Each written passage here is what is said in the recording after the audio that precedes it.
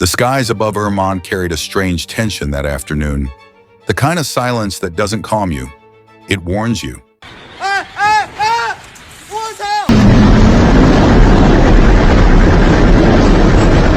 Les vitres, il y en a plus. Oui, il y a des maisons qui... A warm wind slid through the narrow streets. Clouds thickened like ink spilling across the horizon. And as the light dimmed into an eerie gray, the town unknowingly stepped into the path of something unforgiving. It began at 5:45 p.m. The air turned heavy. The wind shifted direction.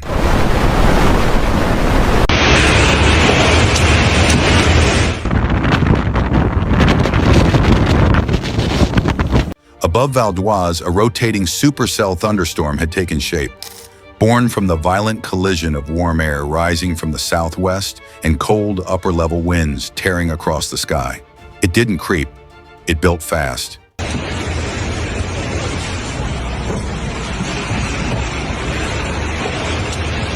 And in seconds, a funnel cloud twisted down from the heavens. Not a breeze, not a storm, a monster. The first strike was subtle, a tree snapping in half, a street sign bending backward. Then came the roar. Windows imploded. Roofs were peeled away like paper. Reste pas trop près de la fenêtre. The tornado roared through Ermont like a freight train, swallowing streets, shredding everything in its path. A construction crane, hundreds of feet of steel, swayed once, twice, then came crashing down. On that site stood a 23-year-old worker, a young man at the end of his shift, moments away from going home.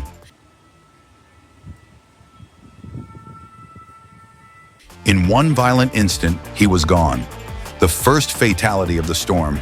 10 others were injured, 4 clinging to life as debris rained down.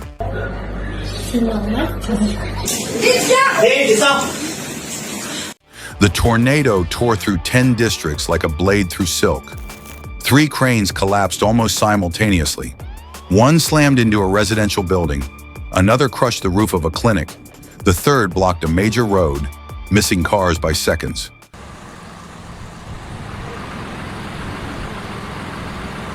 Uprooted trees are scattered across neighborhoods. Cars flipped on their backs. Windows were gone. Walls ripped open. Over 1,700 homes went dark as power lines snapped and sparked against the wet ground. Inside, families clung to each other. Mothers threw themselves over their children.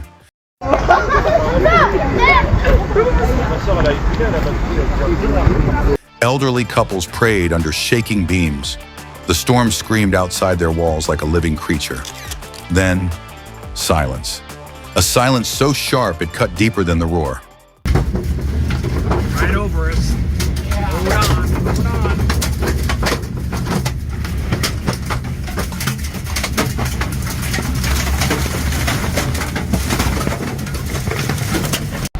Firefighters were the first to break through that silence. Sirens echoed across Ermont as police, paramedics, and rescue teams rushed through debris-strewn streets. They climbed over twisted steel and broken glass. They pulled people from the rubble.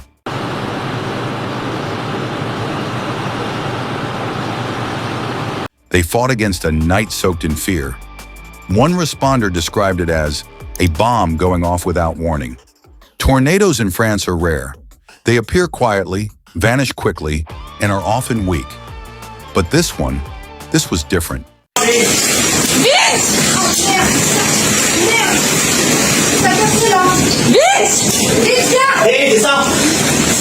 Interior Minister Laurent Nunez called it a storm of rare intensity.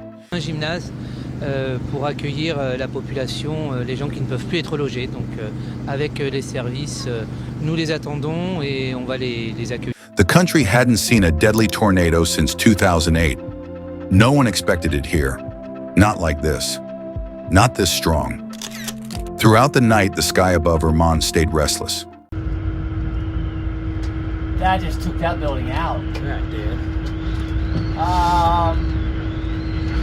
Should we get away from the window? Emergency crews worked beneath flickering lights, cordoning off dangerous zones, checking buildings for hidden fractures.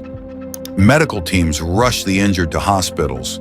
Utility workers tried to bring the town back to life, but power remained out for thousands. And there, beneath the fallen crane, lay the body of the young construction worker. Je vais voir pour le PC, j'arrive les gars. Par contre, nous, ce qu'on peut faire.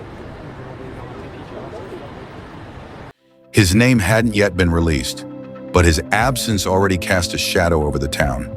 He wasn't just a number, he was someone's son, someone's friend, someone who didn't come home. When the morning finally came, it revealed what the night tried to hide. Entire streets were unrecognizable. Homes stood roofless, windows shattered, walls ripped open like pages from a book.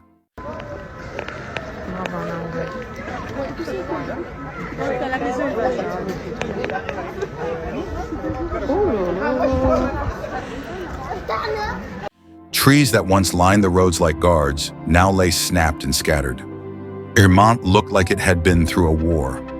News spread across France like a shockwave. The images were impossible to ignore. Cranes collapsing like matchsticks, homes torn to shreds, people staring into what was once their life. For a nation unaccustomed to tornado tragedies, La voiture d'Aurélie. C'est à qui la voiture là? the shock was absolute. Officials confirmed the numbers: 1 dead, 10 injured, 4 are in critical condition. Over 1,700 households are without power. 3 cranes were destroyed. Dozens of homes were rendered uninhabitable. 1 town shattered. But behind the statistics were stories. A nurse trapped in the clinic when the crane came down, rescued hours later. A mother shielding her children in a bathtub as their roof vanished above them.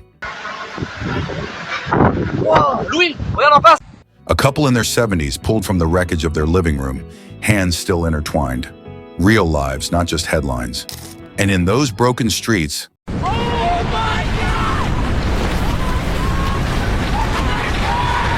something powerful rose.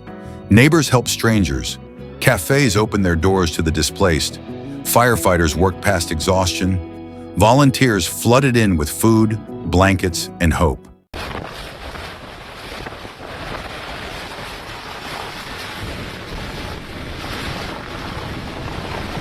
The tornado had torn through Ermont's walls, but not its spirit. Rebuilding won't be easy. The damage will take months to repair, the pain much longer. Some will rebuild homes. Others will try to rebuild their lives.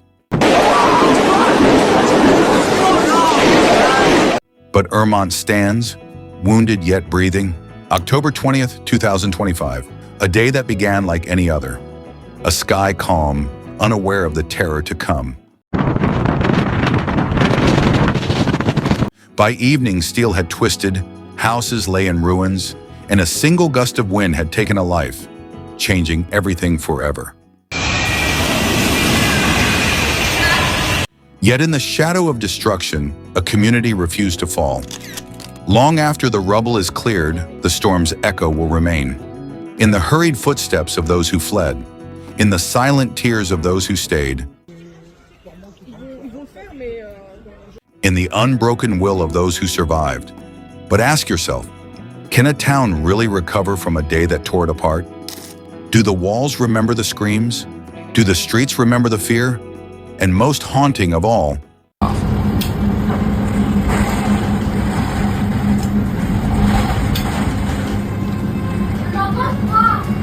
will the people of Ermont ever feel truly safe again? The storm has passed, but its questions remain, and some answers may never come.